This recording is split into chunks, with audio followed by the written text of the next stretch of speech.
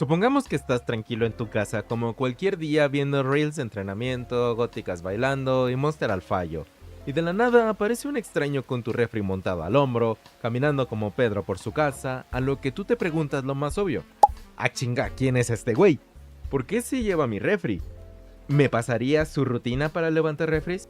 A lo que él te contesta, tranquilo pa, no hay ningún problema, solo que la compañía de refris decidió que ya no cumples con los requisitos de tener un refri en tu casa, aunque lo hayas pagado y esté físicamente en tu casa.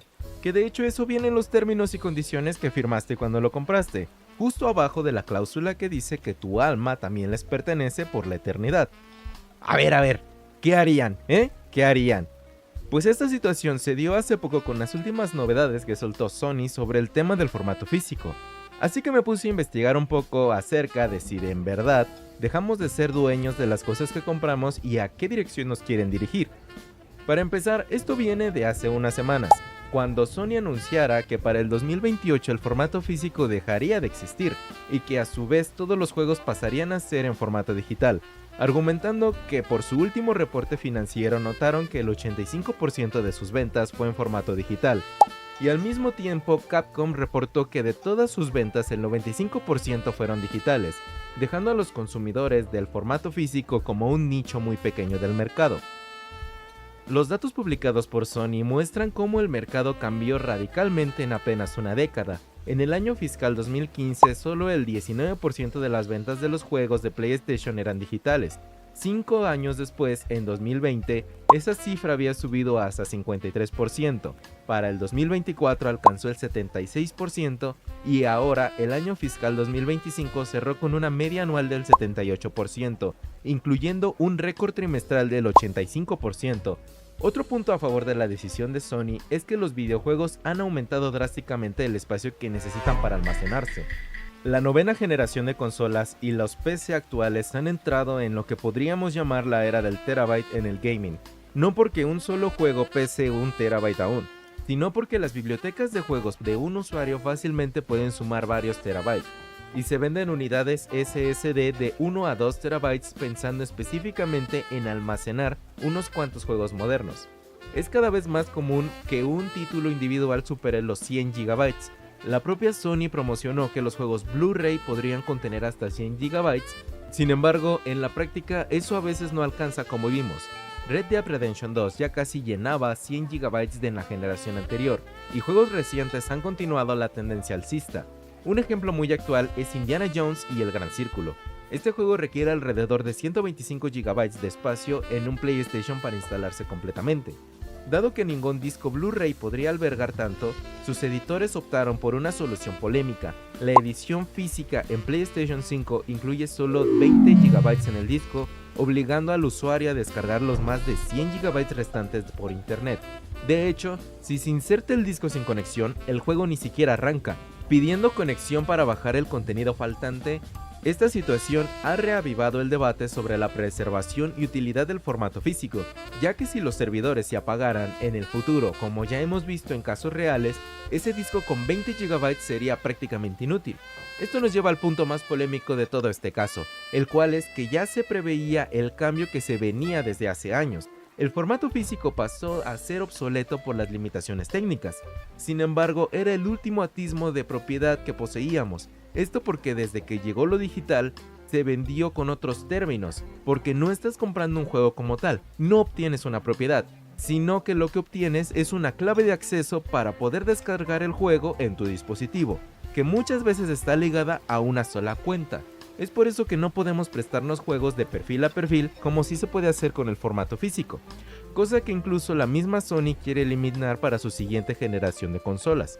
E incluso esto ha dado lugar a casos anticonsumidor, como si nos vamos a un ejemplo reciente, recuerden la noticia de finales de marzo de este mismo año, cuando la misma Sony anunció que a partir de ese mes los títulos digitales estarían sujetos a un requisito de validación obligatoria en línea con un tiempo límite de 30 días. Y que claro, como lo sabemos, el mundo se mueve con dinero, siendo el caso que una venta digital es mucho más redituable que una física. Recientemente un analista de la industria compartió un detallado desglose de cómo es que las compañías, tanto First Party como Third Party, obtienen ingresos de ventas físicas y digitales. Esto deja claro que desde el punto de vista de las compañías, tiene sentido enfocarse por completo en las ventas digitales, ya que eso significa un mayor rango de ingresos y en el caso de Sony, Microsoft y Nintendo, una ganancia total de un lanzamiento first party. Ahora, si tenemos en cuenta que dentro de los ecosistemas de cada empresa, ellos son los únicos que tienen control sobre las tiendas digitales y lo que te termina llegando cuando mucho es un simple código para canjear, eso significa que las mismas compañías se quedan con el 100% de los ingresos ya que no deben pagarle a ninguna clase de distribuidora o productora para llegar al consumidor final. Por su parte, hablando de juegos físicos, las cosas son más complicadas. Al momento de la venta, las tres compañías tienen que pagar un 30% de comisión a las tiendas, ya sea Amazon, Walmart o Game Planet. A la par se le dedica cerca de un 5% a la producción de los CDs o cartuchos. Esto significa que de los $70, $21 van a las manos de las tiendas y $3.5 se utilizan para la producción. De esta forma, las tres empresas solo se quedan con $45.5 por cada unidad vendida. Esto en caso de los Third Party, porque de los Third Party hay que descontarle aparte otro 15% de la licencia de la marca, lo cual representa $10.5 menos. Así que de un juego de $75 estarían ganando apenas $35. Y en tema de impuestos no me meto porque varía mucho de país a país, pero algo es obvio, desde el punto de vista financiero, cualquiera de estas empresas nunca ha dejado de ser eso, una empresa multimillonaria que más que la satisfacción del usuario final, su objetivo es que en el siguiente informe trimestral los ingresos vayan a la alta y los costes de producción se reduzcan. Créanme, esa es la base en la que gira el mundo financiero. La peor parte es que en temas de mercado ninguna marca hará nada para evitarlo, porque realmente a todos les conviene. La única diferencia es que Sony fue quien se animó a echarse ese tiro con la comunidad. Es por eso que a la fecha Microsoft no se ha pronunciado y por su parte, Lynn Tao, directora financiera de Sony, confirmó que la compañía no retrocederá en su plan de eliminar el formato físico, a pesar de reconocer la negativa de los usuarios de la plataforma.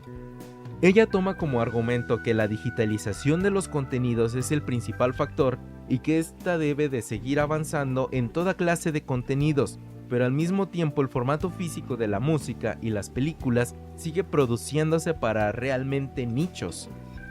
En conclusión, los videojuegos que compras en formato digital nunca han sido tuyos como tal, solo has sido dueño de una licencia todo este tiempo, que puedes perder cualquier día en cuanto rompas alguna cláusula de los términos de servicios de la compañía en turno. El problema es que ahora el objetivo es que nada sea de tu propiedad, y la compañía multimillonaria gane aún más millones. Es por eso mismo que ahora los movimientos como Stop Killing Games toman más relevancia dentro del medio, ya que nadie quiere despertar al día siguiente y que ya no puedas jugar el juego que compraste a precio completo solo porque la compañía cerró servidores o porque no entraste en un periodo menor a 30 días. Lo que más nos debería de preocupar es que si perdemos el sentido de pertenencia, de realmente poseer lo que compramos con nuestro dinero, entonces el día de mañana no tendríamos nada, haciendo más pobre al pobre y más rico al rico.